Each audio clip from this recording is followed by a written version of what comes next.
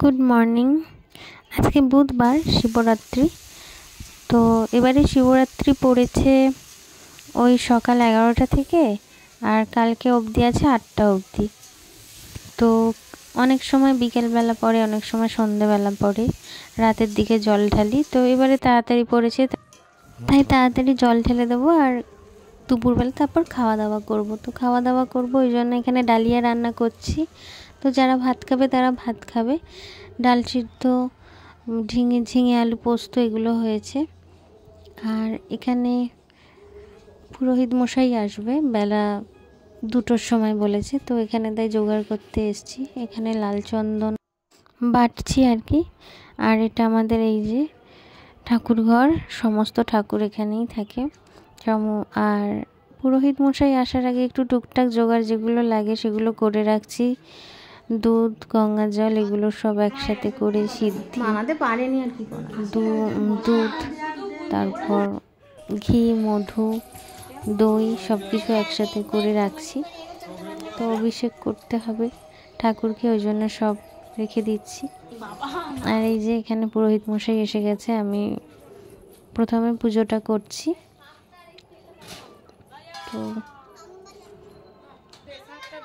আমাদের বাড়িতেই আছে শিবলিঙ্গ প্রতিষ্ঠা করা, তাই অন্য কোথাও যেতে হয় না আমাদের। এবারে তাড়াতাড়ি পড়ে গেছে, জন্য তাড়াতাড়ি সেরে নিচ্ছি। তো আমি তো দণ্ড উপোস করি, নির্জল উপোস করে সারা রাত জাগতে পারি না। মাম্মাম ছোট, ওকে নিয়ে ওরকম সারা রাত জেগে উপোস করা সম্ভব নয়।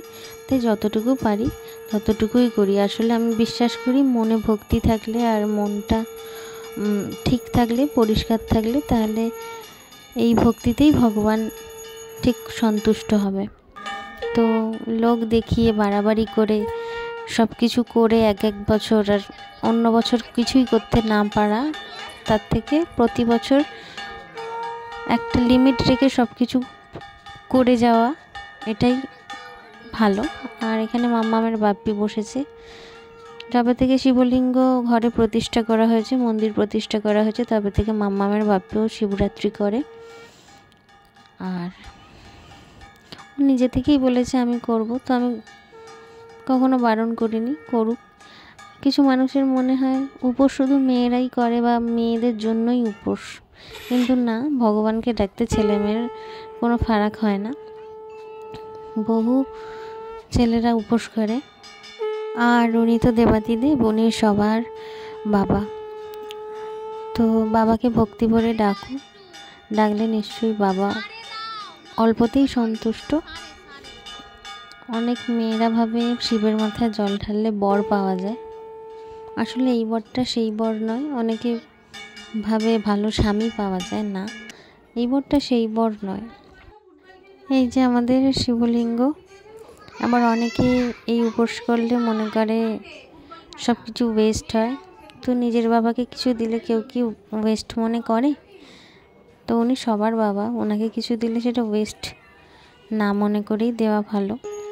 উনি আছেন বলেই আমরা এখানে আছি, উনি আছেন বলেই, উনি মাথায় হাত রেখেছেন বলেই আমাদের সব কিছু ঠিক আছে, সব কিছু চলছে। তো বছরে একবার দুবার বাবাকে এইটুকু দিলে কারোর কমে যাবে না। আর পুজো শেষ হয়েছে প্রায় 3:30 পর, এখন 4টে বাজে। একটুখানি ডালিয়া খাচ্ছি। আর সন্ধ্যাবেলা আমাদের কাছেই একটু ওই শিব দুর্গার মূর্তি এনেছে, ওখানে বেশ মেলা টেলা বসছে এখন কদিন যাবৎ, বেশ অনুষ্ঠান আছে, অর্কেস্ট্রা, অনেক কিছু আছে। তো এখানে একটু টুক করে একটু বললো ঘুরে আসি চলো, তো সবাই মিলে একটু বেরিয়েছি ঘুরতে। আর মেলা মানে ওই টুকটাক দোকান বসেছে এখানে, এই যে বাচ্চাদের সব খেলা, সব দোকানপাট এগুলো বসেছে, এই যে ছোট ছোট দোকান। আর এখানে মাম্মাম নিজের মনে নাচছে, বাজনা বাজছে, নাচছে। আর এই যে সব খেলনাপাতি কিনেছে বোধহয়, হাতে রয়েছে। আর মাম্মামের ভাই আর মাম্মাম দেখে মনে হচ্ছে বাচ্চা দুটো কতদিন কিছু খায়নি, ওদের 2টো পাঁপড় কিনে দেওয়া হয়েছে, ওরা তাই খুব আনন্দ করে খাচ্ছে। বাবা ভোলানাথ সবার ভালো করুন, সবাই সুস্থ থাকুন, টাটা, সবাই ভালো থাকবেন।